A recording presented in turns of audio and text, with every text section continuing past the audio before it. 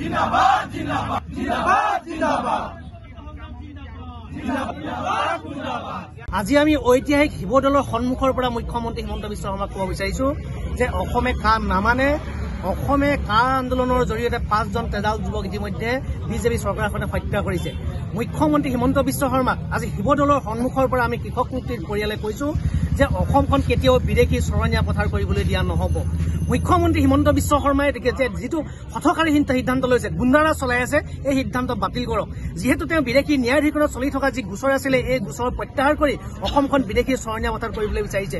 অসমতে অসমীয়া মানুহৰ থাকিবলৈ ঠাই নাই আৰু অসমৰ অসমীয়া মানুহক খিনিকে মুখ্যমন্ত্ৰী হিমন্ত বিশ্ব শৰ্মাই উচ্ছেদ চলাই ইঠাইৰ পৰা সিঠাইলৈ খেদি আছে। আৰু আনফালে আমাৰ খিলঞ্জীয়া মানুহৰ মাজত ভাই ককাইৰ মাজত কাজিয়া লগাই অসমখন অশান্ত কৰি তেওঁ এফালেদি নি কাৰ জৰিয়তে তেওঁ বিদেশী ইয়াত অসমত সংস্থাপন দিয়াৰ ব্যৱস্থা কৰিছে। গতিকে এই সিদ্ধান্ত বাতিল কৰক, এই সিদ্ধান্ত বাতিল কৰিব লাগিব, অন্যথা পুনৰ কা আন্দোলন কিন্তু অসমত গঢ়ি উঠিব। তাৰ বাবে জগৰীয়া হ'ব মুখ্যমন্ত্ৰী হিমন্ত বিশ্ব শৰ্মা। আৰু মুখ্যমন্ত্ৰী হিমন্ত বিশ্ব শৰ্মাক আহ্বান জনাইছো, তুমি কেৱল জাতিৰ মাজত সংঘৰ্ষ লগাই বিদেশী চৰণীয়া পথাৰ কৰিবলৈ কেতিয়াও লোৱা সিদ্ধান্ত বাতিল কৰা, অন্যথা আমি কেতিয়াও ক্ষান্ত নাথাকিম। অসমৰ পৰা হিন্দুৱে হওক কি মুছলিমেই হওক, সকলো বিদেশী অসমৰ পৰা যাব লাগিব। যোৱা 17 জুলাই তাৰিখে অসম চৰকাৰৰ গৃহ বিভাগে এটা নিৰ্দেশনাৰ যোগেদি বিদেশী ন্যায়াধীকৰণত হিন্দু বাংলাদেশীৰ বিৰুদ্ধে যিমান গোচৰ আছিল, এই গোচৰবিলাক প্ৰত্যাহাৰ কৰিবলৈ নিৰ্দেশ দিছে। আৰু এই কথাটো আমি মানি নলো। টোটেল বিদেশীৰ বিৰুদ্ধে কেছ আছিল 69,500। এতিয়া যেতিয়া এই নিৰ্দেশনাৰ যোগেদি ন্যায়াধীকৰণৰ পৰা কেছবিলাক পৰিহাৰ কৰা হ'ব, তেতিয়াহ'লে 69,500 মানুহে অট'মেটিকেলি অসমৰ নাগৰিকত্ব পাব। NRC দিলে, NRCত বিদেশী ওলাল 19 লাখ। হিমন্ত বিশ্ব শৰ্মাই ঘোষণা কৰিলে যে 19 লাখৰ ভিতৰত 5 লাখ বিদেশী। এতিয়া এই নিৰ্দেশনাটোৰ যোগেদি 5 লাখ বিদেশীয়ে অট'মেটিকেলি নাগৰিকত্ব পাব। বিজেপি নেতা এজনে কোৱাৰ মতেই বাংলাদেশত অলৰেডি 1 কোটি মানুহ ৰৈ আছে অসমত নাগৰিকত্ব লাভৰ কাৰণে। যদি আৰু 1 কোটি মানুহে নাগৰিকত্ব পায়, তেতিয়াহ'লে আপোনালোকে জানিব যে অসমৰ যিটো ডেমোগ্ৰাফি, অসমৰ যিটো মানুহৰ খিলঞ্জীয়া মানুহৰ যিটো দম দাদাগিৰি আৰু প্ৰভুত্ব বা অধিকাৰ, সেইখিনি কিন্তু কমি যাব। এহাতেদি হিমন্ত বিশ্ব শৰ্মাই মিয়া মুছলমান লোকসকলক উচ্ছেদ কৰিছে, এহাতেদি হিমন্ত বিশ্ব শৰ্মাই প্ৰতিষ্ঠা কৰিব বিচাৰিছে যে তেওঁ বিদেশীৰ বিৰুদ্ধে যুদ্ধ কৰিছে। আৰু সেই আৱেগৰ গইনালৈ আজি হিন্দু বাংলাদেশীক তেওঁলোকে অসমত প্ৰতিষ্ঠা কৰিব বিচাৰিছে, অসমত নাগৰিকত্ব দিব বিচাৰিছে। এই কথাটো আমি কৃষক মুক্তি সংগ্ৰাম সমিতি, আমি ছাত্ৰ মুক্তি সংগ্ৰাম সমিতি, আমি জাতীয় যুৱ বাহিনীয়ে কেতিয়াও মানি নলওঁ। এইটো নহ'ব।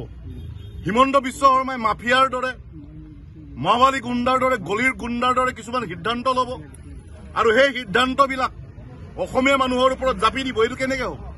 কা আন্দোলন কৰি আমাৰ 5জন ল'ৰা শ্বহীদ হ'ল। সেই শ্বহীদৰ কেঁচা তেজৰ মূল্য কোনে দিব? সেই শ্বহীদৰ কেঁচা তেজৰ মূল্য যেতিয়ালৈকে হিচাপ নহ'ব, তেতিয়ালৈকে কা ইয়াত বলবৎ কৰিবলৈ দিয়া নহ'ব। তেওঁ মাফিয়াৰ দৰে, হিটলাৰৰ দৰে কাম কৰিব। এইটো কথা কোনেও নামানে। আপোনালোকে জানে যে তেওঁ শিৱসাগৰখনত সাম্প্ৰদায়িক সংঘৰ্ষ লগাবলৈ বিচাৰিছে, কিন্তু কালিৰ নাগৰিক সভাই সেয়া বাতিল কৰি দিলে। তেওঁ এহাতেদি অসমত সাম্প্ৰদায়িক সংঘৰ্ষৰ এটা পৰীক্ষাগাৰ নিৰ্মাণ কৰিব খুজিছে আৰু তাৰ গইনালৈ, তাৰ আঁৰলৈ হিন্দু বাংলাদেশীক অসমত প্ৰতিষ্ঠা কৰিব বিচাৰিছে। এই কথাটো আমি কেতিয়াও মানি নলওঁ। বিদেশীয়ে, সেয়া মিয়া মুছলমানে হওক, সেয়া হিন্দু বাংলাদেশীয়ে হওক, অসমৰ পৰা যাব লাগিব। অসমত সংস্থাপন কৰিবলৈ দিয়া নহ'ব। অসমে 1971 চনলৈকে বিদেশী ল'লে আৰু বিদেশী অসমে নলয়। আৰু বিদেশীয়ে অসমে কোনো পধ্যে সহ্য কৰিব নোৱাৰে। অলৰেডি আমাৰ খিলঞ্জীয়া থলগিৰি মানুহৰ সংখ্যা কমি আহিছে। আপোনালোকে জানেই, আমাৰ ভাষালৈ সংকট নামি আহিছে, আমাৰ গোটেই ব্যৱস্থাটোলৈ সংকট নামি আহিছে। আমি কৈ আছো যে 6 জাতিৰ জনজাতিকৰণ কৰিব লাগে, অসমক জনজাতীয় ৰাজ্য হিচাপে প্ৰতিষ্ঠা কৰিব লাগে। আমি কৈ আছো যে আৰ্টিকল 371A অসমত লাগে। এই কথাবিলাকৰ ওপৰত কোনো তেওঁলোকৰ কথা নাই। এই কথাবিলাকৰ ওপৰত তেওঁলোকৰ কোনো আলোচনা নাই। এই কথাবিলাক তেওঁলোকে নামানে। আজি 6 জাতিৰ জনজাতিকৰণ সন্দৰ্ভত বাৰম্বাৰ চৰকাৰখনে ঠগি আহিছে। অসম চুক্তিৰ 6 নং দফাৰ যিটো ৰিপৰ্ট, এই ৰিপৰ্ট তেওঁলোকে আজিলৈকে কেন্দ্ৰীয় চৰকাৰক ছাবমিট নকৰিলে আৰু তাৰ এই কথাবিলাকতো আছেই। আৰু এই কথাবিলাক সমাধান নকৰি তেওঁলোকে কৰিছে কি? তেওঁলোকে হিন্দু বাংলাদেশী অসমত সংস্থাপন কৰিব বিচাৰিছে, ইয়াত নাগৰিকত্ব দিব বিচাৰিছে। আৰু এই কথাটো আমি আমাৰ কৃষক মুক্তিৰ পৰিয়ালে কেতিয়াও মানি নলওঁ।